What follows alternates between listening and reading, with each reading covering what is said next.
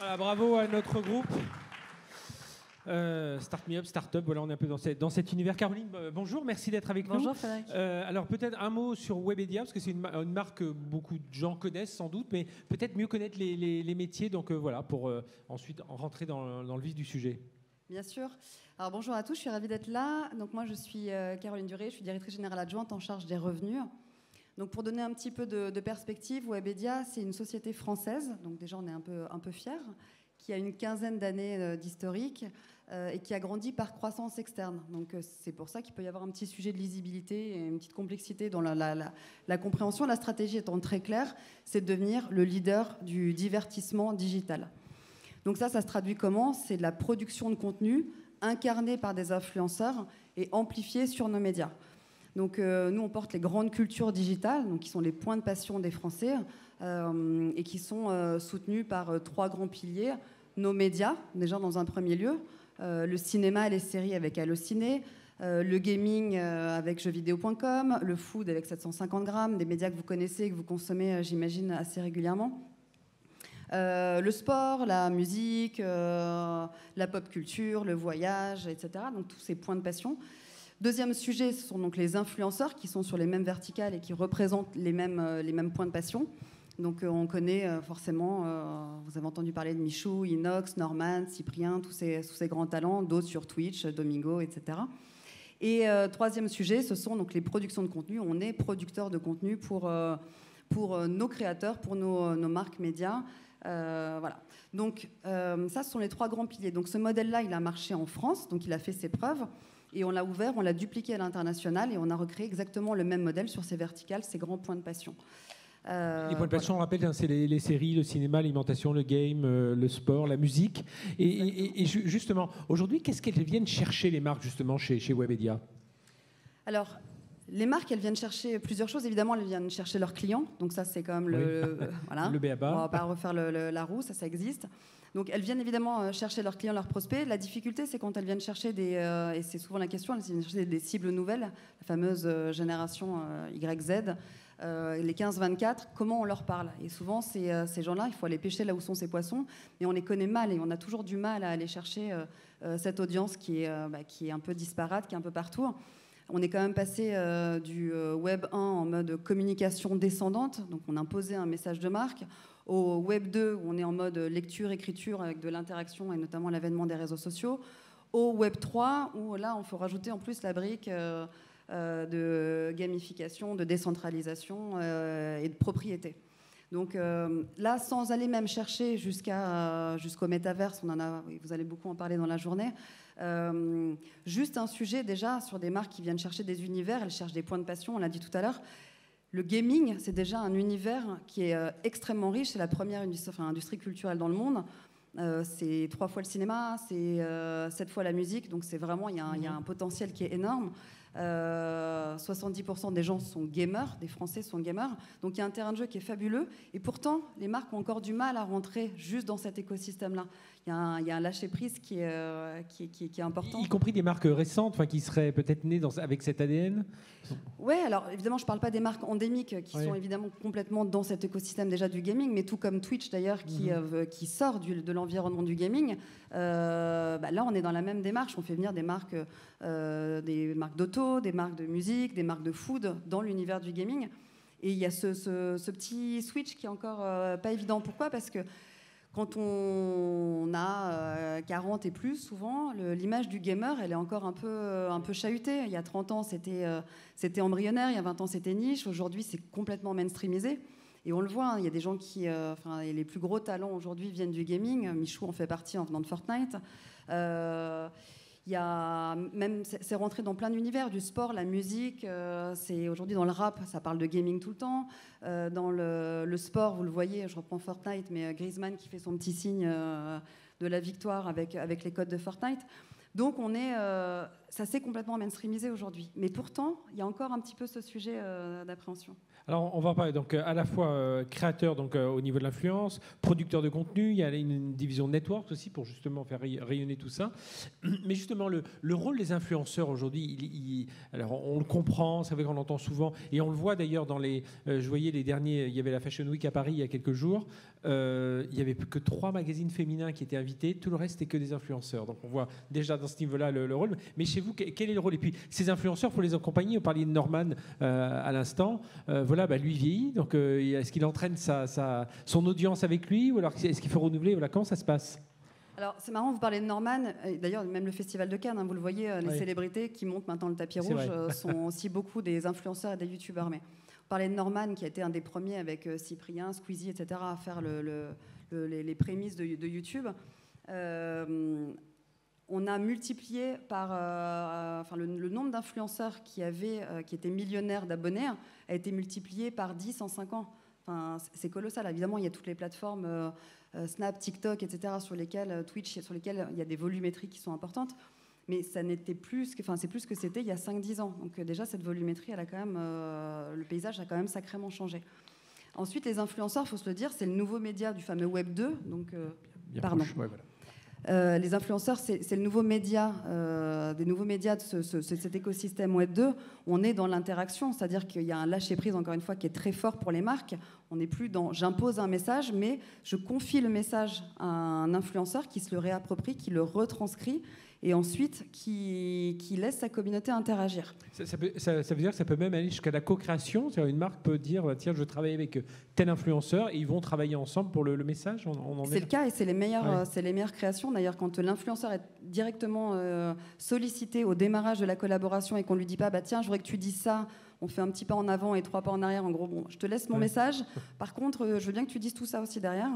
Là, c'est vraiment la meilleure des combinaisons. Et un cas, on parlait de Michou justement tout à l'heure, un des cas qui est assez sympa à raconter, c'est on a fait une belle collaboration avec une marque qui est 100% télé, donc Lustucru, qui lance les gnocchi rolls. Donc on n'est pas non plus dans un domaine très sexy de prime abord, qui a l'habitude de faire que de la télé, et qui se dit là je vais éviter de toucher, je ne veux pas que toucher la fameuse responsable des achats, mais je vais aller parler aux prescripteurs.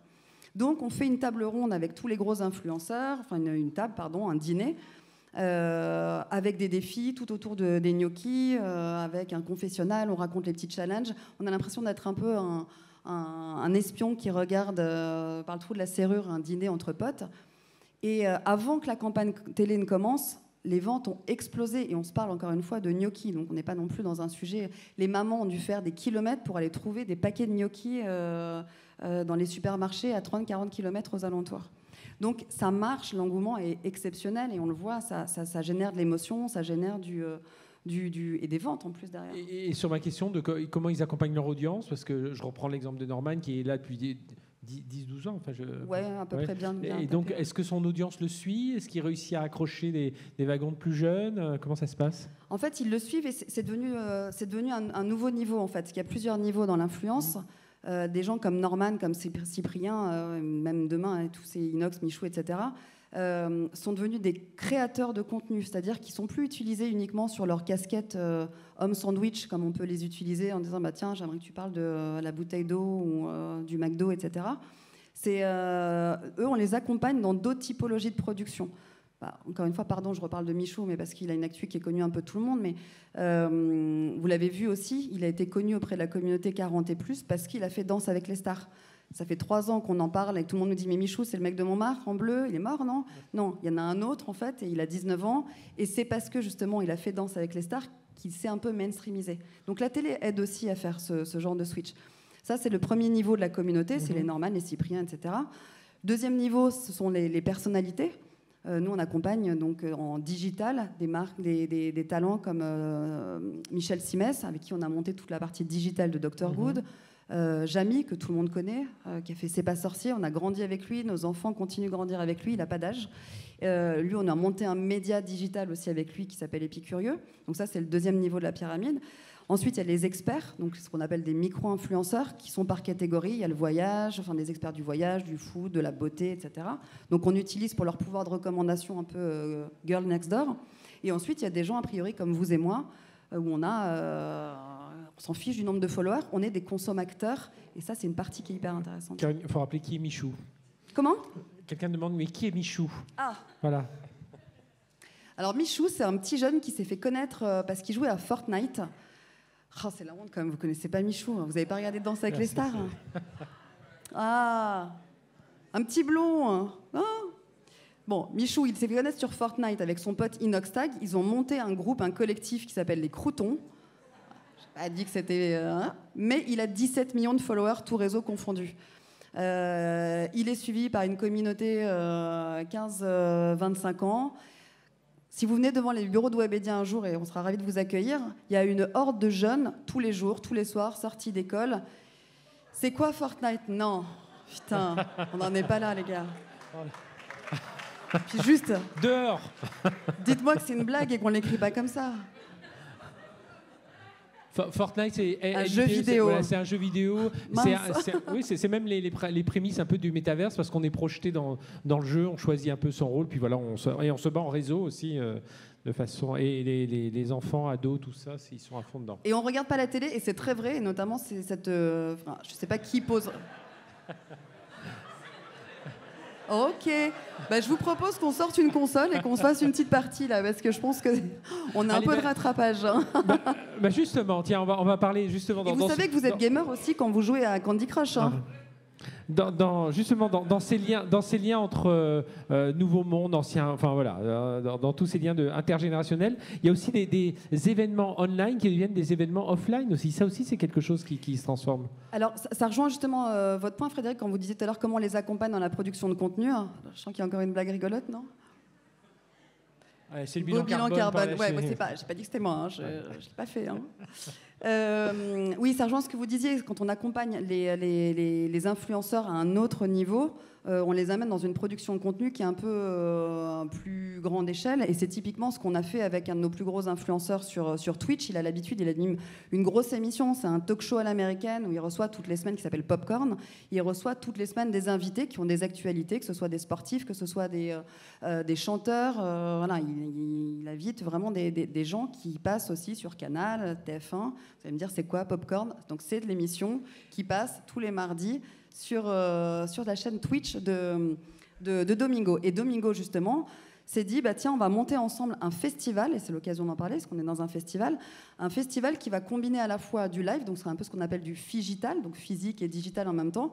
On va faire notre émission en live sur Twitch, et en même temps, on va inviter des célébrités, des chanteurs, des groupes, PLK & Co. Ne me dites pas, c'est quoi PLK? Et ensuite, tout ça s'est passé en live. Les places se sont vendues en 7 minutes chrono, 4500 places qui ont été vendues. Ouais, ok, il faut que je regarde les questions. Hein. Non, c'est juste parce que sinon les gens croient que c'est moi qui écris des conneries. Donc, ce n'est pas moi. J'ai des doutes, hein. Et j'ai hâte de voir le sum-up tout à l'heure, le petit résumé. Il n'y a pas besoin, là. Là, on est... Je l'ai fait toute seule, là. Allez, on reprend. Puis on termine justement sur ces derniers... on a parlé Twitch ce matin avec Mélissa, et justement, ouais. Comment ça se passe aujourd'hui avec ces nouveaux médias? Il y a Twitch, il va y avoir l'arrivée du métaverse aussi, donc comment on va interagir avec les marques et tout ça? Comment Webedia travaille déjà sur ces sujets? Twitch, on l'a dit, mais derrière, sur le Web3? Ouais, alors Twitch c'est aussi égal e-sport, égal nouveau mode de consommation, parce que là vous allez me dire qu'est-ce que c'est de l'e-sport, mais c'est le principe du gaming compétitif. Donc ça, on joue aussi, on regarde des gens, ça peut paraître un peu fou, mais on regarde des gens qui jouent à des jeux vidéo, et ça passionne les foules, et ça réunit des millions de personnes, et c'est un phénomène incroyable, c'est incroyable. Deuxième phénomène, effectivement, c'est le métaverse. Donc nous, on le prend avec beaucoup d'humilité chez Webedia. On est dans le gaming, donc évidemment, ce sont des gens qui sont très à la pointe de ces sujets. Donc c'est la communauté principale qui va être concernée. On a commencé les premières initiatives, mais c'est vrai que quand on part du principe que Webedia, son métier, c'est faire de la production, de la distribution de contenu pour les créateurs, les distributeurs et les marques. Forcément, là, avec le métaverse, on a un terrain de jeu qui est exceptionnel, qui est illimité, puisqu'on va pouvoir justement mettre en application tout notre savoir-faire et tout ce qu'on sait faire dans le monde entier. On a déjà commencé, on a les premières marques de chez nous, donc Allociné, jeuxvideo.com, qui sont en cours de développement sur Sandbox et Decentraland.